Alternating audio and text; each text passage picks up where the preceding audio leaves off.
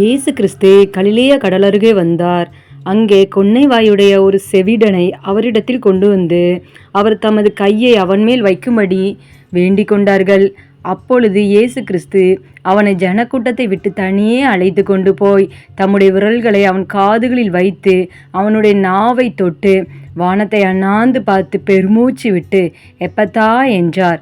அதற்கு திறக்கப்படுவாயாக என்று அர்த்தமாம். உடனே அவனுடைய செவிகள் திறக்கப்பட்டு அவனுடைய நாவின் கட்டும் அவிழ்ந்தது. அவன் செவ்வையாய் பேசினான். அதை ஒருவருக்கும் சொல்ல வேண்டாம் என்று அவர்களுக்கு கட்டளையிட்டார். ஆகிலும் எவ்வளவு அதிகமாய் அவர்களுக்கு கட்டளையிட்டாரோ அவ்வளவுக்கு அதிகமாய் அவர்கள் அதை பிரசித்தம் பண்ணி எல்லாவற்றையும் நன்றாய் செய்தார். செவிடர் கேட்கவும் ஊமையர் பேசவும் பண்ணிறார் என்று சொல்லி மேன்மேலும் ஆச்சரியப்பட்டார்கள். இந்த குன்னை வாயுடைய செவிடனை குணமாக்கி அவன் வாயின் கட்டுக்களை அவிழ்த்து அவன் காதுகளின் கட்டுக்களை அவிழ்த்து செவிடனாய் இருந்த அவனை கேட்க பண்ணின தேவன் உங்கள் வாழ்க்கையிலும் அற்புதத்தை செய்ய வல்லவராயிருக்கிறார். நீங்களும் சுகத்திற்காக அன்று சமூகத்தில் வேண்டிக் கொண்டிருக்கிறீங்களா? கவலைப்படாதீங்க.